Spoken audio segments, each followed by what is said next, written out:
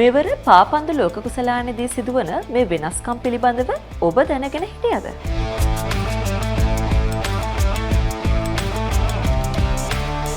ලොව පුරා ඉන්න බිලියන සංඛ්‍යාත පාපන්දු ක්‍රීඩා ලෝලීන් ඇඟිලි ගනිමින් බලා සිටි ඒ මොහොත දැන් උදා වෙන්නයි යන්නේ. ඔව්. ලොව විශාලතම සහ ජනප්‍රියම ක්‍රීඩා සැනකෙළිය වන පාපන්දු ලෝක කුසලාන තරඟාවලිය කලින් අපි දැකපු හැම තරඟාවලියකටම වඩා සෑහෙන්න වෙනස් මුහුණුවරක් ගන්නවා. අද අපි කතා කරන්නේ මෙවර තරඟාවලියේදී අපිට දකින්න ලැබෙන ප්‍රධානම සහ සුවිශේෂීම වෙනස්කම් තුනක් ගැන. පළමුවෙනි වෙනස්කම තමයි මෙවර තරඟාවලියේදී අපිට වෙනදට වඩා වැඩිපුර පාපන්දු තරග දැක ගන්න ලැබීම. FIFA ආයතනය මෙවර තරඟාවලිය සඳහා සහභාගී වන කණ්ඩායම් සංඛ්‍යාව 48ක් දක්වා වැඩි කරලා තියෙනවා. ඒ කියන්නේ ලෝක කුසලාන ඉතිහාසයේ වැඩිම කණ්ඩායම් සංඛ්‍යාවක් සහ වැඩිම තරග සංඛ්‍යාවක් පැවැත්වෙන්නේ මෙවර. මූලික වටේදී කණ්ඩායම් 4 බැගින් කාණ්ඩ 12ක් යටතේ තරඟ පැවැත්වෙනවා. එක් එක් කාණ්ඩයේ පෙරමුණ ගන්නා කණ්ඩායම් දෙක වගේම තෙවැනි ස්ථාන දිනා ගන්නා හොඳම කණ්ඩායම් 8ත් පිළිමලුන් දැකීමේ වටේට සුදුසුකම් ලබනවා.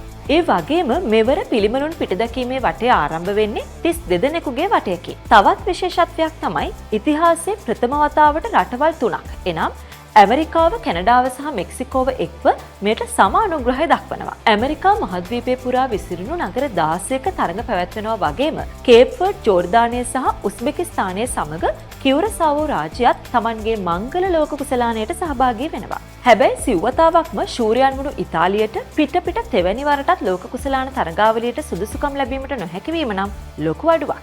දෙවැනි වෙනස්කම තමයි වඩාත් දියුණු විනිසුරුකරණය. තරඟයක් බලද්දී හැමෝටම තියෙන ලොකුම ප්‍රශ්නය තමයි මේ විනිසුරු තීරණ ගන්න යන වෙලාව.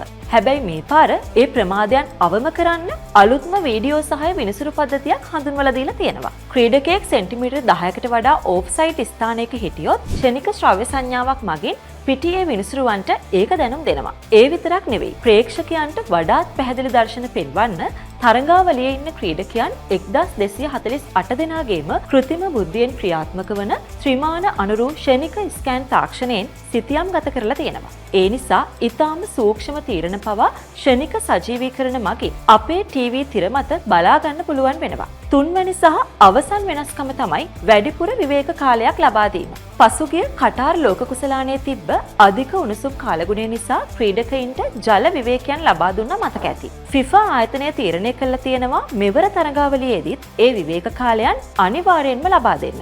මේ පාර හැම ක්‍රීඩාංගණයකම අධික උණුසුමක් නැති වුණත් තරඟකාරීත්වයේ ඒකාකාරීත්වය.